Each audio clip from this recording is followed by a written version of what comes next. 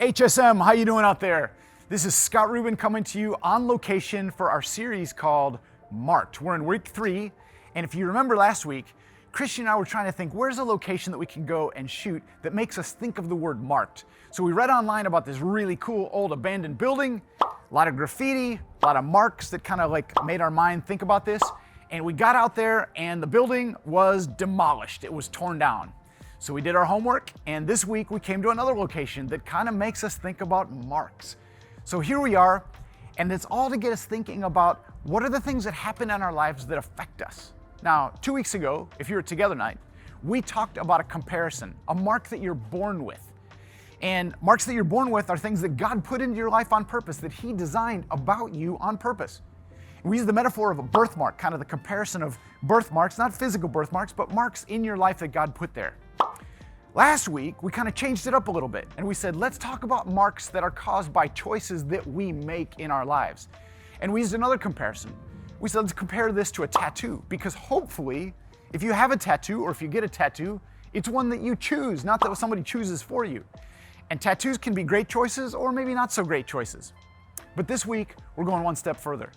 And we're talking about marks that you don't choose, marks that come into your life, that affect your life, but maybe they're not ones that you necessarily chose.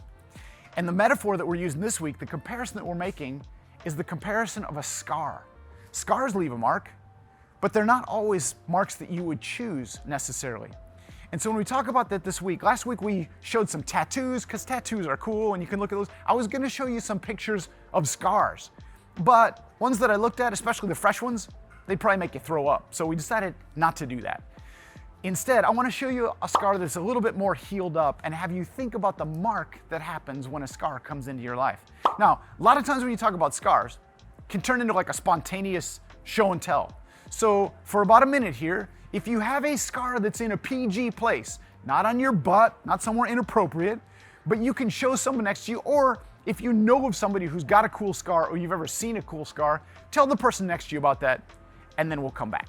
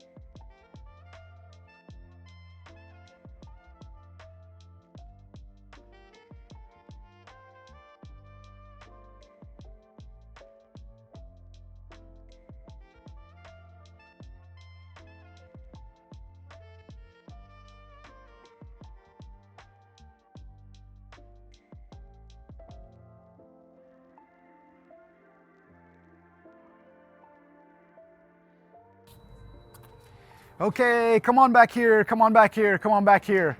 Hey, I want to apologize if someone just totally grossed you out talking about their scar. But I also want to make 2 quick observations that I think are really appropriate in this moment. And one is, most scars come with a story. Now, someone might have just told you a story about a scar that they've got because it reminded them of a situation of when that thing happened to them. In my own life, I've got my own scars, but I have 3 kids, and my oldest seems to be kind of like the scar king. I remember one time he was reaching up to get something off of the wall, and he's holding his hands against the wall. What he did not know is that there was a nail sticking out of the wall. So as he runs his hands up the wall and he's jumping, a nail gouges him right in the webbing of his hands. Big gash. We had to bring him to the hospital, stitches, scar, the whole thing. When he was a little guy, maybe 5 years old, we were at a playground, and he was going down a slide, and why this slide was made out of wood, I will never know. But he's going down this slide and he gets a big old sliver in his butt. We had to get out the tweezers, took about a half an hour, he's screaming the whole time. That left a mark, that left a scar. Last one's a little bit more serious than that. When he was just a newborn boy, just the day after he's got born, the doctor comes into the room that we're in and says to my wife and I, we've detected some kind of a mass in his abdomen. We don't know what it is, but we're gonna have to do surgery. Oh, we were scared. We prayed, we asked our friends to pray. We said, God, can you help? This is our little newborn boy. They took him into surgery. They made a big old incision and it left a mark. It left a scar. Now the good news is he's fine. Like he grew out of that and he's all good. But the scar is still something you can see to this day. And when he's got his shirt off and I look at his back, I look at that scar and I'm thankful for what God did through that. That was a story of a scar gone right and good things that happened. Now you remember I said I wanted to make 2 observations about scars. Here's the second one. A lot of time, a scar will bring pain when it comes. And remember, this is a metaphor. We're not just talking about physical scars. We're talking about emotional scars as well. You may have had a situation that left a mark on your heart. Some pain got brought into your life and you feel like it wasn't a physical scar that you had, but it was an emotional scar. And I just want to be clear. Pain comes into our lives. If you've experienced pain, you're not weird, you're not crazy, and you're not alone. Pain comes to us and sometimes it leaves a mark. But here's the key question. When pain comes into your life, what do you do with it? How do you respond? In the minutes that we have left, we don't have time to hit the idea of pain from all angles. And I don't want to treat this superficially, you guys. I don't want to pretend that there are simple answers for complex things. This is a pretty deep topic, and I'm hoping that you're going to dig into it in your small group conversation. That's why we do those things. Now, some people ask, if God's so good, why does he even allow pain in the world? But so often, pain comes from human choices. Not all the time, but a lot of times. I just want to be clear, God doesn't cause pain. And even in the pain that we can't explain, he does promise that he's going to help us through it. Listen to what's recorded in the book of Psalms in the Bible. It says, the Lord is close to the brokenhearted. He rescues those who are crushed in spirit. God does not forget people who are in pain.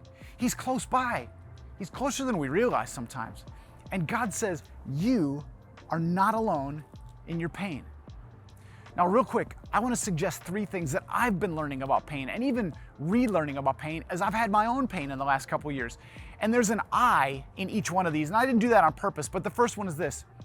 Identify the cause of the pain. That's our job, is to identify where the pain is coming from, the real cause. Now, sometimes there's like a smokescreen cause, but there's actually something more behind it. Like maybe I feel tension in my house because I feel like my mom's being a jerk. Or could it actually be sadness because my parents split up? Or maybe I'm feeling super angry because my grades aren't what I wanted to be. But it could actually be the pain of fear because the pressure of college expectations, or maybe something else. But identifying the cause of pain is going to be a huge step in helping you and me cope with it. So that's the first I, identify. The second I is actually what not to do. Don't isolate. You and I have to move towards people, not away from people. And it's interesting because our gut reaction is sometimes often to do the opposite, is to isolate, be by myself, disconnect, insulate myself from other people. And yep, sometimes you need to be alone. Sometimes I need to be alone. But God made us for community, you guys. God made us to need relationships, to bear each other's burdens, the Bible says. Don't believe the lie that you need to handle your pain all by yourself. Tough people handle their own pain. That's baloney. That's just baloney. And speaking of that, there's one more I. Invite God in to help you handle it. You guys, one of the things that you can do to deal with pain is just say, God, I'm in pain. I need you. I need your help in this. I need to not do this on my own, and invite God into this so that he can be a part of your solution as well. Now, one last thing, and I couldn't think of a way to have this one start with the letter I, but number 4 is to realize that your pain won't last forever. It won't last forever no matter how bad the pain is right now. Think about this. God promises a day where you and I won't experience pain anymore. My mom died this last summer. It was honestly a kind of pain I've never felt before. Maybe you've lost somebody close to you. This was my mom. She sacrificed so much for me. It made me read a lot about what the Bible says about heaven. And the Bible actually says a lot about heaven and how there's actually going to be a place where there are no more new scars because there's not any pain. Think about that. In the last book of the Bible, it's called Revelation, God says this about heaven. He will remove all of their sorrows. There'll be no more death, no more sorrow or crying or pain, for the old world and its evils are gone. Let me wrap up, and I want to say this. Pain's not easy. It's not simple, and everybody's pain is a little bit different. I don't want to leave you with the impression that a short message at HSM is going to solve any pain that you're feeling. That's not true. But God can, and God will walk with you through your pain if you let him. But he's not going to bust his way in. He wants to be invited into it. Now, it feels like the best way to end this video, and I want to have these words stay on the screen for just a minute so you can kind of soak them in. Before you read them, let me just say this. We really do love you, and we really are rooting for you. I am, Eastside is, the leaders of your house group are, but I want to leave you with these words from Matthew. And these are words that he wrote down after he walked around on the earth with Jesus. And this is the words. It says, he will not crush those who are weak, talking about God. He will not quench the smallest hope until he brings full justice with his final victory. And his name will be the hope of all the world. One day pain is going to be gone. But in the meantime, we've got scars. And we've got to reach out to people. We've got to not isolate. We've got to invite God into that. And right now is a moment where you can invest in your small group and do that. You guys, thanks for tuning in. Thanks for listening. Please jump into your small group and have a great conversation. We love you, and we'll see you next week.